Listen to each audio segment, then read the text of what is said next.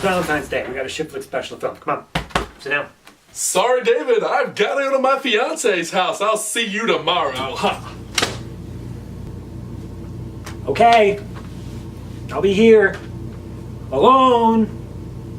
Watching TV. And above all things, love. Love lasts longer. I still love you. Single Christians, good news. At ChristianMingle.com, members send more than 100,000 messages every day. Without sending one of those messages, I never would have met my beautiful wife. Joining is easy and free. Find God's match for you.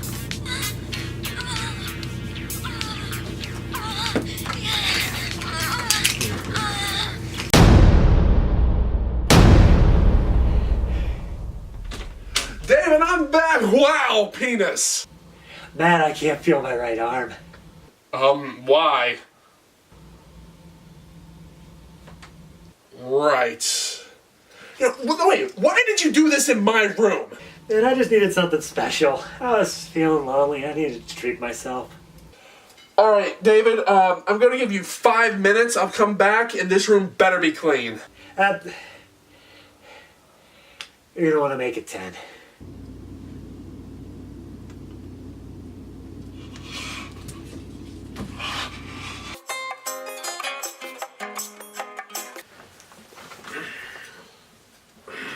Use bleach? Yeah, probably. Well, we watched a movie today. Christian Mingle. But first, Matthew, and to all the viewers, happy Valentine's Day. Missed it by a day, but we shouldn't have to fuck up our schedule to meet the greeting card holiday. No, we really don't. No, Thursdays. Fuck you, Jeffrey Chaucer.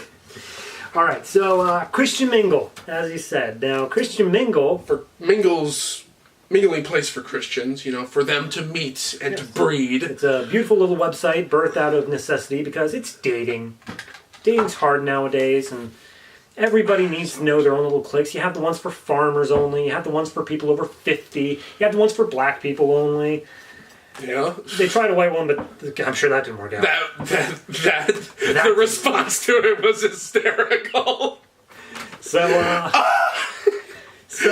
Oh, internet, don't stop being the cesspool that you are. So, Christian Mingle, and I'm sure, well, I'm not sure. You might have seen their ads. I hope the Christian Mingle people see this video. So this isn't actually Christian Mingle. That's not the name of the movie officially. It's Christian Mingle, the movie. Yeah. So this is officially affiliated with the website.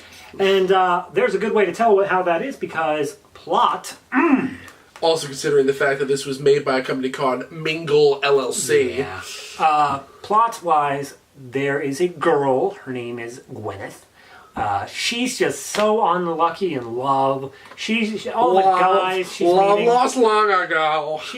All the guys she's meeting, they don't seem to get her, and they don't care. And all she wants is some guy that just looks at her for 10 seconds and smiles. That literally is her requirements. So, as she's sitting there lonely one night, trying to figure out what to do in life, she looks over the TV. She sees all these shitty fucking ads, and finally, a happy couple pops up on TV. It's Christian Mingle. Join today to find the one looking for you.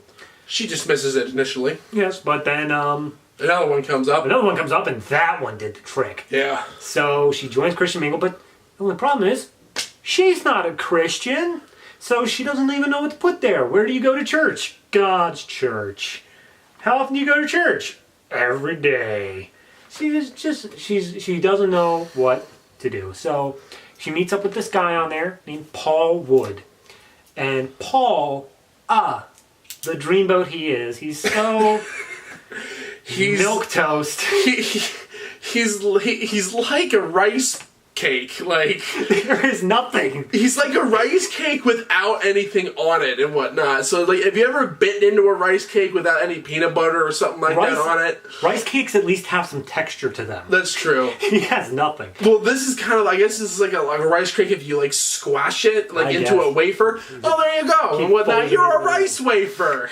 You're basically a communion cookie. Perfect. So, I've had those shit, man. That stuff's like sandpaper. they start hitting it off, but now Gwen has to feel like she has to keep up this act of pretending to be a Christian. So she starts learning a little bit here and there, and she's faking her way through it.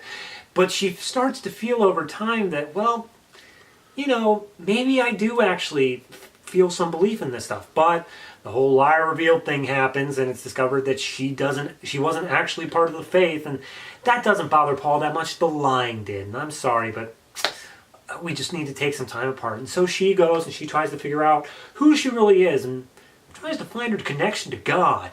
She ends up going to one of those like Baptist churches that, hey, everybody pray. Everybody's happy and singing music and whatnot. Like, if you actually went to those churches, you probably would still be a Christian. Yeah. So she went in there and she's like, no, actually, I'm really getting this. I'm really finding my connection to God. And she goes back and she reconnects with Paul, and he's like, oh, hey, so I'm kind of seeing this girl who was introduced earlier in the movie now because she was there. She was there. She literally, that's literally the line. Like, she was I there. turned around and she was there. It's just like, oh, I'll talk about that in a second to another movie I reviewed And Gwyneth's recently. like, hey, so I'm not trying to move in. I'm not trying to be a homewrecker. I'm not trying to say anything. But I don't think she's the right one for you. I am. It's like, no, you're pretty much being a homewrecker. I don't think we should talk anymore. And then she cries. She cries, like, God, why did you do this to me? Whoa, I was kidding about the 40 days. And then she skipped over a part earlier. When she was found out to be the lie revealed, it's because she was went on a mission trip with Paul to a devastated Mexican town. And they were Yeah, you know how that there. well goes. So then, When you think Christian Mingle, you think devastated Mexican town. So she ended up Shot in California. She ended up talking to her friends and stuff like that, and one of them comes out that she was actually Christian the whole time, but she kept it, more and more on the down low. Because that's a thing. And she's like, you know what? Yeah, I want to do this for me, not for Paul. And she ends up moving down to Mexico, and she starts teaching class, and then Paul shows up at the end, and he's like, look, me and her aren't a thing anymore. Me and Kelly, I still love you. And they get together, end of movie. Goodbye. There's also, I do want to say... Let me count the ways things are wrong. I do want to say that in the entire movie there's a subplot, alternate plot. She works at an advertising place, and this guy comes in with bald cure pills, hair growth, and she doesn't believe it at all. She has no faith in it. But she still has to sell this thing that she doesn't believe in, and one day she has to propose an ad thing for it, and it just fails miserably, and she feels lost and like she doesn't know what to do. And I guess in the end she quits, though they never really make that abundantly clear. Yeah. She just doesn't show up to work. I can't do this anymore. Like, that's kind of like her, my 2-week notice here. So, and then she becomes the teacher and moves to Mexico. The end. I mean, okay, so what to fucking begin with in this movie? So, let's talk about There's this. one thing that I need to talk about first before we even get to the story is 2 of the cast members. Okay. And as David will contest, 2 of these people that I saw in this movie, I literally had a verbal reaction of, why are you here? One of them, actually there's 3 of them technically, but I don't really know one of them. But one of them, his name is Stephen Tobolowsky. He plays a guy called Douglas the Admiral McCarver. He was in Deadwood. He was the girl's boss in this. Yeah, he was in Deadwood. He played Commissioner Jari. Or Jerry and whatnot. He liked to consider himself a little, interesting in that one. But at the same time, really good character actor. Like, honestly, the first thing that I said in there, I'm like, why in the world are you in this movie? But I'm like, I hope they paid you money for this. But the second person that I was really confused about why he was here is a guy named David Keith. At first, when I first saw the titles, I'm like, I reversed them. So I'm like, please, for the love of God, tell me that Keith David is not in this movie. I hope he plays the devil. But no, it's David Keith. And I don't know him a whole lot from a lot of movies. The favorite movie that I have from him, and a lot of people might chew me out for this if you actually do eventually leave comments in the section there, is that he was in a movie called U-571. Which is actually one of my favorite World War II submarine films. Now, it's unbelievably historically inaccurate, and also it's really romanticized, but at the same time, though, I think he does a really damn good job. He plays like this, like secret, like agent man type of deal. Secret agent. All right. But no, all right. But other than that, like, and there's one other guy who was like in Seinfeld. Oh yeah. The I think it was he was the hair guy and whatnot. Boss was the hair guy. John O'Hurley, that's his name. He plays a guy named Donnie DiBona. So, all right, let's hold off on the story. Actually, I want to talk about the characters. We're sticking on that. Yeah. So, acting-wise and character-wise, the girl, the boy, everybody. Okay, I'm gonna divide this. Everyone on toast. Hold on. Don't get on my ass about this, audience. I swear to Christ. I'm going to divide this up into the actors who are not Christian and Christian. Because all the people who are Christian seem to be acting the most milquetoast way possible. I've never seen so many shades of beige. There's so much beige. Everyone is just so... like it's. And she even wears almost entirely a beige outfit for a when church she's trying to fit in.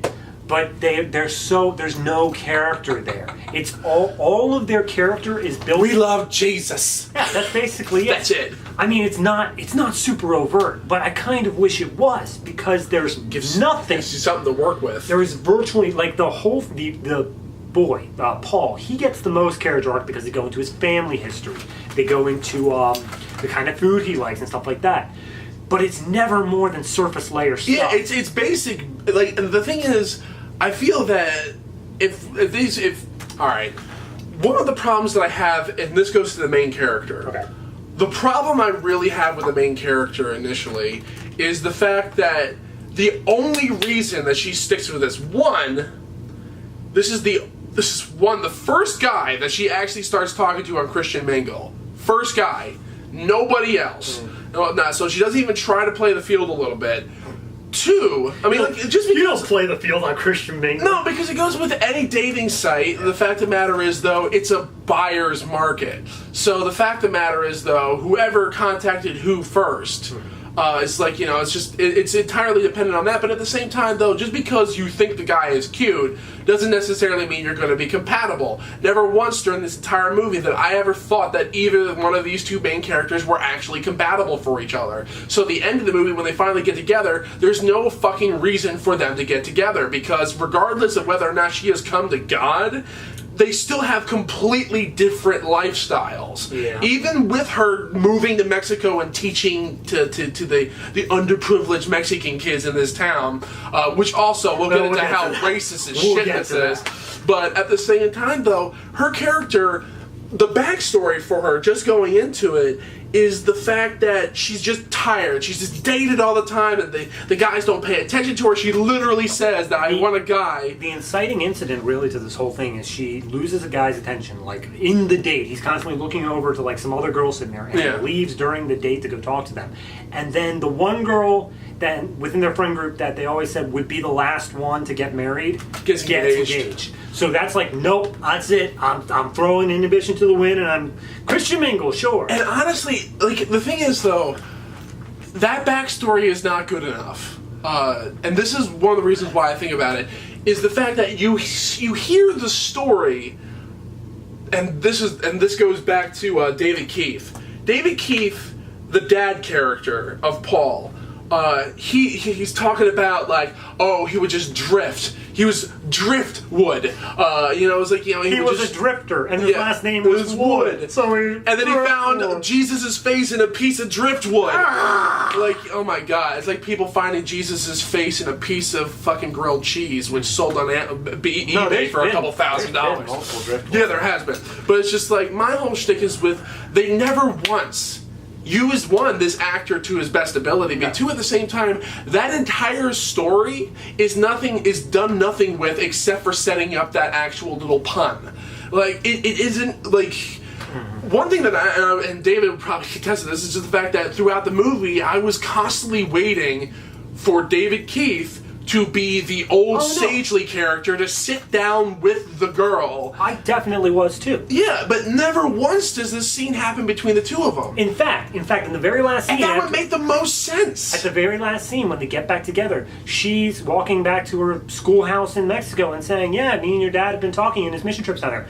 they've had these talks in story, but we don't get to see them. We don't get that kind of catharsis. We don't get to see how these two people who have mirroring stories of drifting and then finding God should match. Yeah. It should, and also at the same. And It's like setting up a scene where there's a golf club bag right next to the priceless Ming vase, and then 3 scenes later they're like, "Yeah, it broke." It's like, yeah, we wanted to see that. Yeah, and well, it goes back to the fact that it's kind of showing, not telling. I mean, you probably only it's telling, not showing. Sorry, telling, not showing. It's like, but at the same time, they probably only had David Keith for like a day. I'm not sure because they used him in some pretty weird spots there. There's one point where Paul's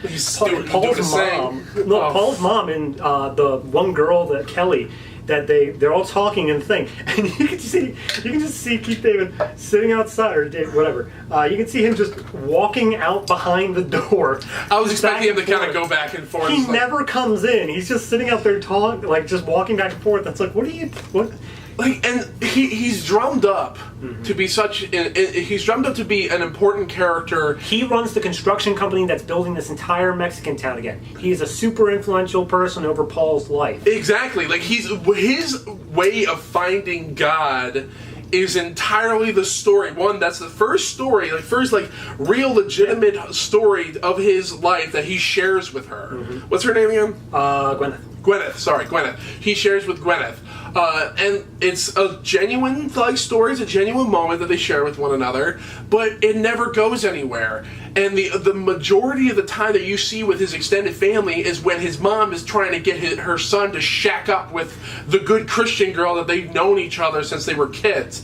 Again, that's another arc that fucking goes nowhere. Okay, he gets together with Kelly, and his mom is kind of smug about it. Gets together with Kelly. Then a year passes. And then he comes down to where it's like, didn't work out with Kelly. I'm like, so you're basically telling her that she is second choice, and I'm coming to you because I have no better options. I wouldn't even say it's that. I would say... Why didn't he go back to Christian Mingle?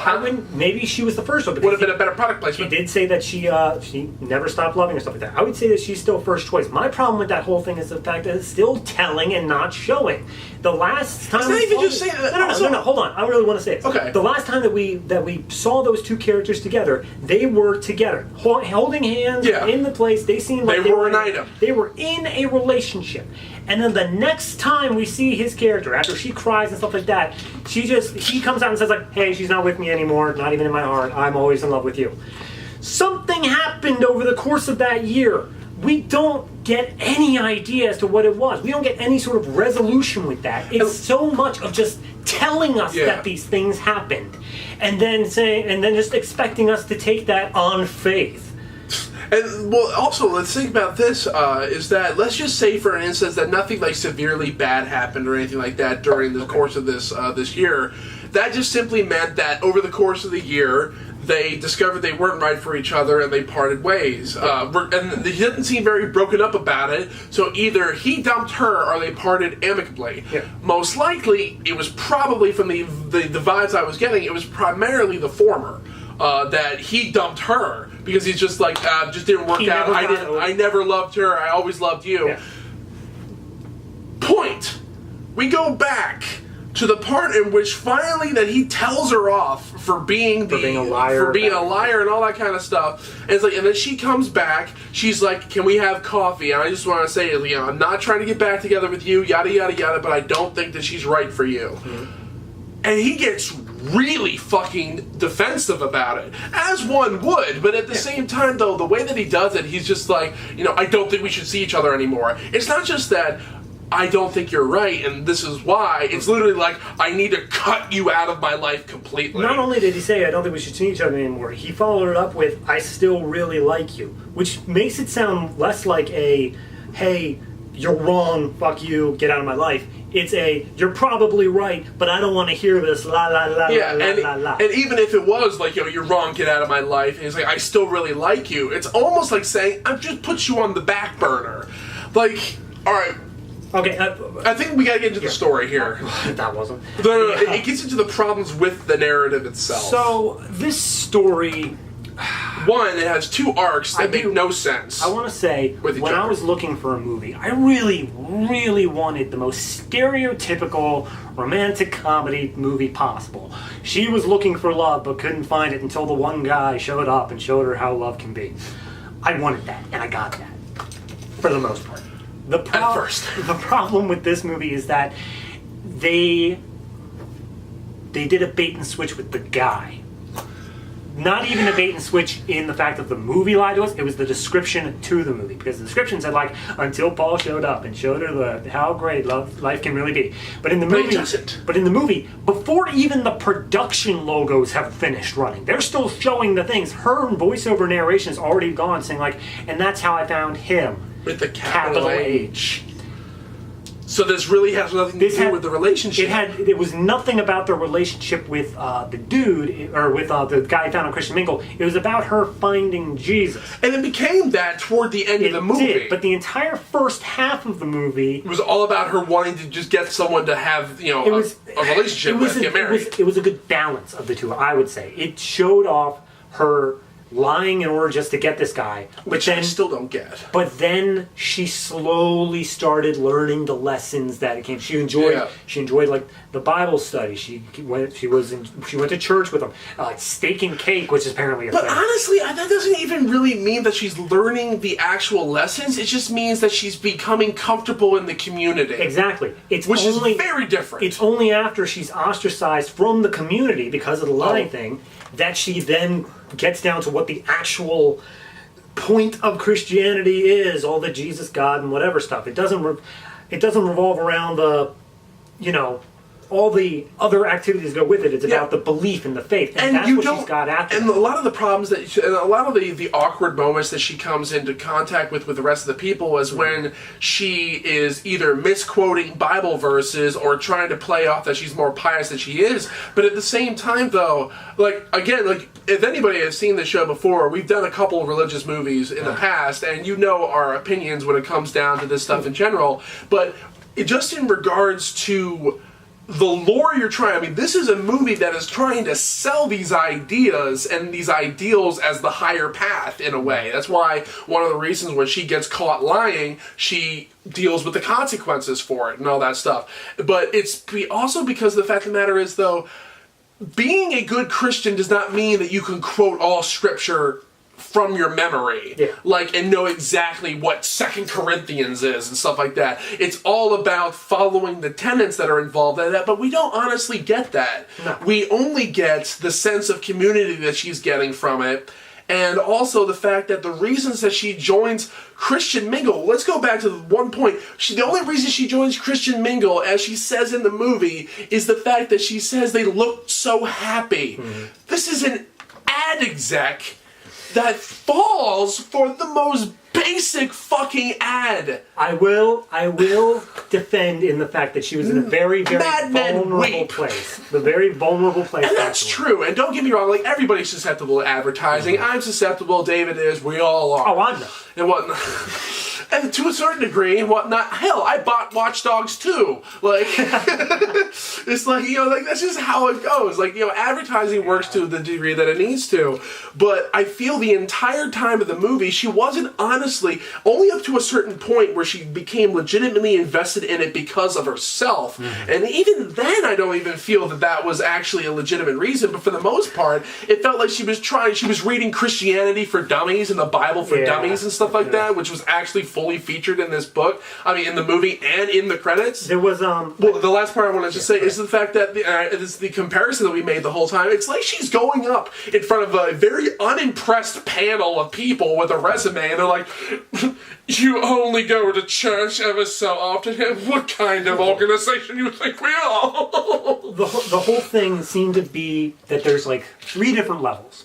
There's the non-believers. There's the super You was a goy. Oh, actually, that's Jewish. Never mind. There's the super Christian, able to quote everything and whatever. Then there's this middle ground. Normal people. Of the believers, but not the people who outwardly, show it. And they seem to really tip back and forth on as to whether or not that's good or bad. It's not consistent. In the beginning of the movie, it seemed like they were saying that was a good thing because she was going way overboard. Like, she was praying before coffee because she was just trying to fit in. She had no idea what to do. It wasn't trying to fit in. She was just trying to sell the lie. Yeah, she was just trying. She was overdoing it in one way or another. Very overdoing. Which made all of the other people look like, yeah, that's a bit too much. Which made the normal thing look like, no, that's pretty much the way you should do it. And also, some of the things that she does, though, like, you know, when she's like saying the prayer before the staking cakes, and she doesn't realize that she needs to say amen afterwards. Yeah. I mean, come on. Even if you go to church once, you know they say amen after every fucking thing. But then by the time they get to like the Mexico area, and after that, it tips more to it being that the normal people are the bad side of things, because he makes the point of just like, I need someone who understands my belief, and that's more important than anything else. And so they say that like, and like with all the Bible quotes and stuff. Yeah, fuck free will. It's that she wasn't okay as a Christian until she started going to this Baptist church, doing food kitchens, doing all this other stuff. Basically, teaching underprivileged kids in Mexico, getting up her whole life to teach underprivileged kids in Mexico. That's the only point as to whether she's happy at that point, is when she does that. Maybe that's self-fulfillment, but it seemed like they were saying like, no, you're not a good Christian unless you really show the Christian acts, which seems to put that more towards the bad side, the non-believer. Yeah. So halfway through, it just tips it, it like gets you on board. You're just like, hey, everyone who even kind of believes in God is welcome here on Christian Mingle. Yeah, now it's just like, only the real ones. It's like, yeah, but if you're only showing up Christmas and Easter, we could, come on. Yeah, it's just like, you know, we don't need no weekend warrior Christians on this one. And it's not really, like, one of the problems I have, and this is actually one of the very few religious movies that we've done where their central message of Christianity as the dominant moral authority here is not the problem with the movie. No. It's the fact that it has too many inconsistent tones. This is somebody who obviously, again, like, I don't know the funding and all that kind of stuff and how much this is actually endorsed by the actual Christian Mingle site, considering the fact that the ad is played in there like 3 times. There's like 3 or 4 times the ad is in and of itself played in here. I'm imagining there's a very close relationship to the actual company.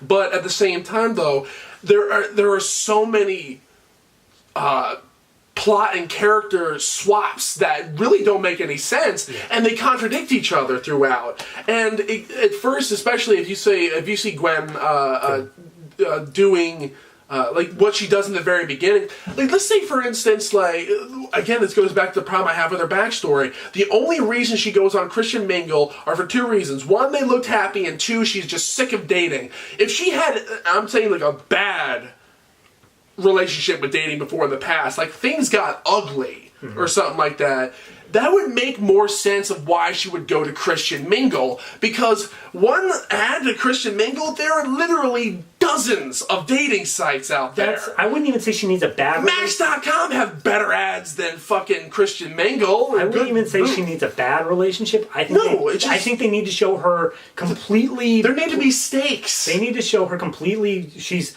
on Tinder. She's on Match. She's on everything. And nothing's working. She's on every site, and everything is failing. But they don't show that. They don't show it. They show one bad date, and then straight to Christian Mingle. Yeah. And that's not enough to say, like, well... There's not enough segue. No.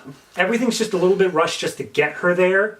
And then when she's there, they take their time and doing nothing. And also, after she only has one date with this guy, this goes back to the fact of the matter is that I'm like, why is it only one guy that she dates from this site? Yeah. And then all of a sudden, that's it. It says like 16 million Americans or something like that. You know, 16 million people are on Christian Mingle. I'm like, well, that obviously means that 16 million people did not find their true love after the first fucking date.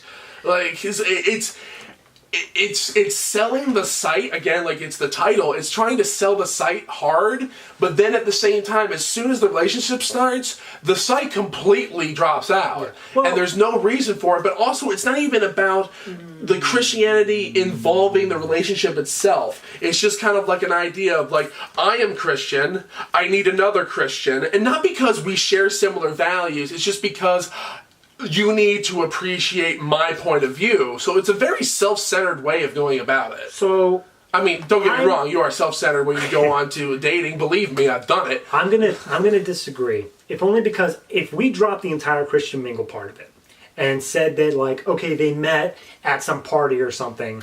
She at the beginning of the movie when they asked her, like, when was the last time you walked into a church? She said that she peeked in at a wedding, and that was the last time she went. It was so beautiful. Like, she just wants to get married. But let's say, for the sake of getting married, let's say that the entire plot revolved around the fact that she actually crashed that wedding. And she met someone there, and she had to lie in order to pretend like she belonged at that wedding. Yeah. This entire story could have happened without anything to do with any sort of Christianity, period. Yeah. She lied about whatever. He based that relationship off of whatever. She kept on trying to prove it throughout the entire movie. By the time the lie reveals, everything's the same. But then she discovers that, like, hey, you know what? Maybe she actually enjoyed the thing she was saying that she did. This entire thing could be completely without Christianity and would still be the exact same story. Honestly, it would have been really interesting if it literally started at the wedding she peeked in on and she met someone there. Kind of like almost like a Harold and Maude thing, except Harold and Maude, they did funerals. So yeah, the point I'm trying to make, though, is that the Christianity thing, and even the Christian Mingle part, it's a tack on. It's not the... It is. It's not the focus. It's not necessary. This is a faith-based film, but a faith-based film can be added into almost any genre. As we've seen before in the past. So it's not a matter of it's too overly focused on whatever. The problem that I see is that it's very much split between... They have a romance story with the guy that is very generic, as I've already said. It was exactly what I was looking for. White bread. But they also have the faith story over top. So it seems to be battling between, like... Is she being true to herself and finding faith, or is she finding faith because of this guy? Is a little bit of both. It doesn't find that balance. Okay, sorry, recording ran out of time. We're talking too long. Okay, so we're gonna wrap this up. Wrap it up. All right, so technicals. It's honestly, like, technical wise, this movie is, again, this whole movie is just very bland. It's like nothing is creative really done with the shots. And actually, honestly, there's this one moment with Steven Tobolowsky, the boss, where he like comes in after she's like making up all of these ad campaigns for the pills and whatnot. She's like, it's like a little blue bullet and a gun. And at first I'm like, oh boy, that's a little on the nose. And then the character brings it up. I'm like, oh, okay, that's cool. But when he enters her office and he slams the door shut, and then this painting falls off the wall and breaks, and he like genuinely reacts. He's like, Jesus. Yeah, I think that probably, as you said before, I think that probably was planned, but he just reacted very well to it. And then at the very end, he's like, I'll pay for that.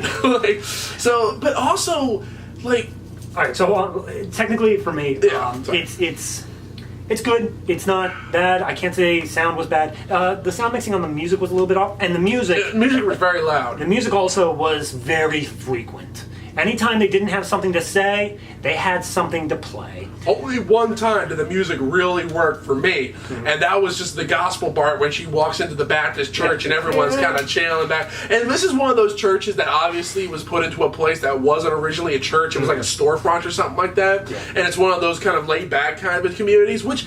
Don't get me wrong. Like I told this to David when we were watching the movie. I've been to Southern Black Baptist churches and stuff like that, and everyone's up and singing and happy with life. I'm like, man, if I grew up in this neighborhood, I'd probably still be a Christian. The music, though, it had two tones. I grew up a Catholic. The music had two tones to it, though. There was the Christian rock, pop, whatever music, but there was also this one track that was kind of whimsical, kind of fun in a way. It was completely instrumental and completely just background noise. But they always played it in moments where it would have been distracting to have lyrics, but also shouldn't have had a whimsical tone to it. No. Like the scene where she's completely failing at pitching this ad. Yes, there are funny moments to it, but it's also supposed to be some like she's failing at this thing that she cannot lose the contract for, and it's just like do do boo do boo do do do like Quirk. And it also plays during the time where Paul's mom and Kelly come in, and Kelly grabs her hand, and this whimsical music is playing. So and she is like crying and shit afterwards. If honestly, actually. You have a problem with some romance movies with too drastic of tonal shifts where it kind of goes from quirky to like really fucking dramatic. It never goes dramatic enough for me to care about any of the stakes. Because while she's crying, it's not her crying and like really falling into depression or whatever. she starts in that moment talking to God. Yeah. Like, directly. She's like... Because it's raining. She's like, I was kidding about the 40 days. The next day, she, like, closes the windows and they blow back open. And, like, she starts having direct line with God. And it's like, she's supposed to be really miserable at this part, but it's played up for whimsy because all these funny things are happening via God. Yeah. So it's a tone change. It also... Too much of this movie is spent discussing these ideas, and also... All right, hold on. No. Let's make your final thoughts. My final thoughts wrap together in this. One of the things... my final thoughts of this movie are simply as this. It isn't anything it's trying to be. It doesn't manage to be a romance movie that well. It does not manage to be a faith film. It does not manage to be kind of like this coming of age on a journey type film that kind of, this is trying to sell. It's trying to sell all these three elements kind of meshed together. And also, like, there's this one thing, because, like, the fact that she quits the ad job because, like, it's lying. I can't lie. It's like, well, your boss says, like, well, you kind of have lied before in the past and all that stuff to sell this stuff. It's like, I can't do it now. Kind of like her Christian conscience is now, like, a part of it. I'm like, okay, that can sell. But nothing else is played into that. Like, okay, she apologizes for being, like, for lying to Paul and all that stuff, but no other aspects of her life changed. Like, when she's going through the montage section where she's, like, going to Bible study, going to church thing, hanging with her friends, everything else seems to be exactly the same except Jesus is now there.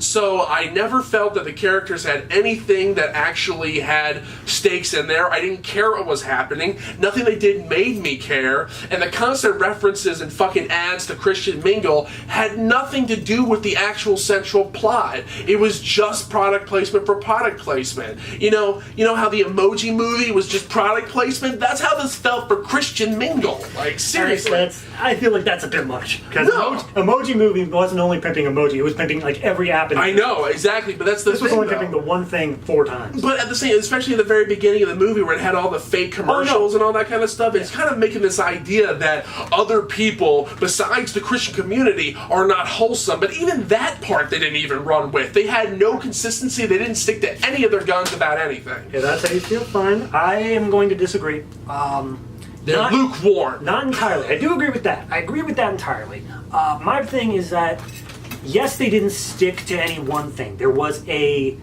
faith aspect to it, which seemed like the movie should have resolved in a... And there was a lot of shit jokes. There was a faith aspect to it in which it felt like the movie should have revolved into a self-actualization where the guy shouldn't have come back, and if he did come back, it wasn't romantic. Yeah. It was like they were testing it out again.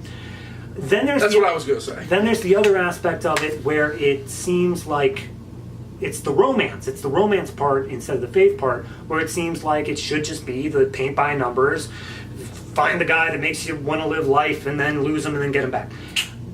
Both those things happen, but they both can't coexist at the end. You can't have the self-actualization and not needing the guy and getting the guy. So when they combine in that ending, which is, again, absurdly lazy, it takes a whole 1 year later, and she's teaching in the same Mexican town, and he comes to visit, and then they get back together immediately. It's just too... They kiss in the church. It's just too... It's too perfect. Yeah, I'm not looking for super art from a movie that is, by all definitions, an ad. I wanted it to be an exploration into something. Whether that's faith, whether that's romance, whether that's how you can balance the two in your life, whether it's okay to lie if it's for a good reason, whether anything at all. I wanted them to explore something. But in the end, they brought up all these things and then never did anything with them. Yeah, that's what I said. Yeah.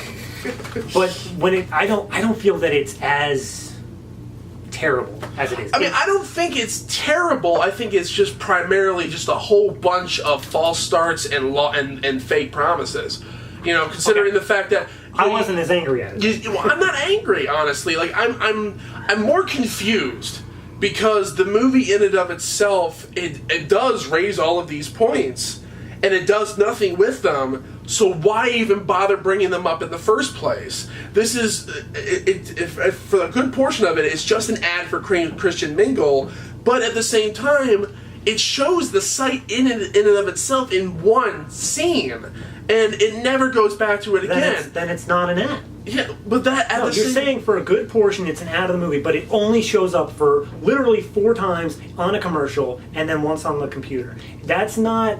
It's an ad for it in the fact that the movie is named after it and it's probably funded by it and they used it as product placement. But the entire movie is its own separate story. It's not an ad. And that's, I think, again, another problem with it, though, is because the fact of the matter is it needs to stick to its guns about what this movie actually is. I don't think the people who made this movie knows exactly what weird Frankenstein amalgamation actually came out of it. Do you want this to be an ad for ChristianMingle.com, or do you want this to be a Christian-styled romance movie where the guy gets the girl, yada, yada, yada? I don't think this is any of that. If I had to guess, I would say that this movie started off as a faith-based film, maybe a romantic comedy or Christian something. Mingle somehow got involved. And then Christian Mingle got involved. Yeah, they probably financed it, and that's why the ads are all there. I wouldn't even say that they financed it. I feel like the script was completely written, and then when they came in and financed it, they did rewrites to put themselves in there. Yeah, well, think about this. The writer-director, the guy who, he has a bit part in this, is a guy who fixes bicycles, which I was thinking that some type of conversation would come out of these guys, too. Nothing happened. But, like, you know, she asked him, like, well, you know, ever since your wife died, you know, why don't you try to get back out there? As an ad for Christian Mingle is fucking playing. And then he just says, nah, she's my one and only. So I'm like, so when your wife dies or your husband dies or something like that, so what are you trying to tell me? It seems, I don't know. It's too mixed. They have no idea what. I honestly think that too many people wrote the script. I feel like you're pulling out too much for this. Maybe I am. Because maybe I am. You keep on putting these things as like, so what are you're saying this? Those are the words they keep hearing. You're saying this. But you're in. All right, let me refer it, Chase. You're referring. You're alluding to too much. You're maybe not absolutely saying stuff. If that's what you're getting, if those things, but that's not what I got. What I got out of it was a completely tame story that they didn't allude to. This is like the Christian way of doing things, or this is whatever. They had a Christian storyline to it, and if they alluded to something like the only the Christian way is the right way, which I didn't get from this. I got from There's an aspect of it that kind of said that the Christian way is the only right way for me. Type of deal, and that's okay. Like, you know, whatever floats your boat, that's what you do. Yeah. But at the same time, they didn't even run with that. They just kind of said it in the scene where he kind of confronted her about like the Christianity for Dummies book, and it's just kind of like, you know, I think the entire her whole segment about becoming a better Christian and stuff like that, and finding her own path, that explored that being a Christian is better for me thing. That was the whole conversation with her Christian friend in the ad agency. But the thing is, though, I don't see any of her actual actions or her behavior changing as a result of her faith. It's just simply the fact that she's reading the Bible more and going to church. That's not what a Christian is. Like, that's not necessarily taking the actual, the faith into your life and having it change yourself. But that's what, like, the food kitchen scenes were, the teaching the kids in Mexico thing. Yeah, that's I mean, maybe I think one of the reasons why I kind of don't feel that they had that bridge for me is mainly, I think, because of so many of the plot points that they bring up earlier on that they do nothing with, especially with the dad. Oh, yeah. Because the way that they build it up and the way that they build up his character is kind of like this fun, like even kind of free-flowing type of Christian guy where the rest of his family is kind of... and a hippie. Exactly, so you would think that they would... And also, in the epilogue, she says that, yeah, we've become friends. We never see that evolution. Like, she barely spends any time with him during the time that they're actually together, and then she just says in the epilogue that this is something that's happened over the course of a year, and we never actually see it, so I never once believed her transformation. I think that it was very much just kind of like how she was an ad person. I feel that this was kind of like the ad of changing lives. How, like, the fact that, you know what, finding Jesus made me go to church more. Like, you know, it's like that's kind of the idea I had. It's very kind of, you know, again, it goes back to, like, you know, it's a very kind of bland telling, not showing type of deal that I become increasingly less and less forgiving of as time has gone along. The cynic part of me agrees with you entirely. That her entire thing was just a yes, and everyone can become good people. Yeah, I don't have a problem that this is a fucking Christian movie. Whatever you want, do it. But the part of me that says that this was honestly the best that they could come up with. I feel like they thought that they showed a genuine transformation. I feel that's the problem with a lot of Christian movies. So I think we're done. I think we've gone on for far too long. We have about a movie that we had nothing to say. Which is funny too, because I think it's just more along the lines of the fact that this movie is not. Well, except for the racist bit about the Mexicans that we didn't really talk that much about. I'll just really quickly say, the Mexican town, it's destroyed by a hurricane. And then the white saviors come in and save the day. Not even that. They got literally the most rundown, terrible-looking town, a bunch of like dirt shacks and Which stuff. is all probably shot in California. They're selling the ponchos and the sombreros. And the donkeys. They got the donkey running around. It is the most one donkey. Stereotypically Mexican stereotype you could Two old Mexicans are sitting outside in the heat watching television. Regardless of whether or not any of this is true or not, this is done up like a picture postcard for racism. Yeah. So, overall, I'm just really quick sum up, 5 words. Yeah. This movie, I'm not counting those two. Fuck the 5 words. This movie is fine. It's not the worst thing ever. It's an ad for Christian Mingle. If you go into it expecting that, you might be pleasantly surprised depending on what you expect out of an ad from Christian Mingle. And it's nowhere as offensive as some of the other Christian movies that we've seen. It's not like Freedom of Silence. It doesn't tell you that your belief in God immediately links you with bad morality. Yeah, they flat out say people can change. People can become good people. People can do good things. Yeah, it doesn't demonize the rest of the world. It's just kind of like, this is our community type of deal, which I'm fine with. Yeah. You can make that shit run really easily. It worked really fucking well for Fiddler on the Roof. Yeah, I really like it. It's a great movie. Like, I don't care if it has to be about faith. Just make it an interesting story. But overall, the romance was boring and generic. The faith is pretty much what we come to expect, and the combining the two made it a little bit worse for the plot. Yeah. And that is our way too long review of Christian Mingle.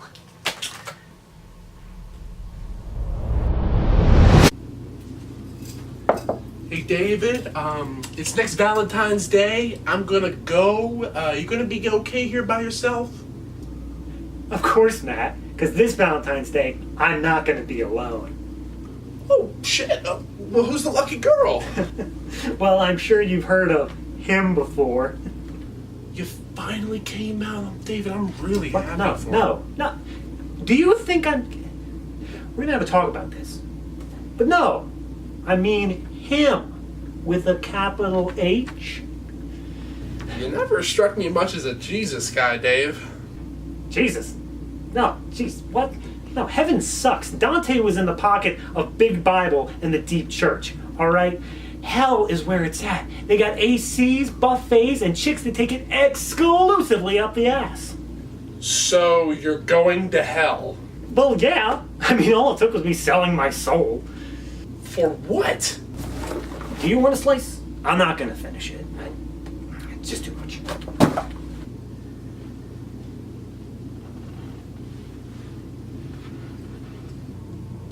Okay, happy Valentine's Day. You're here early. I got you some chocolate. You like that? All right, here I come. Hail Satan!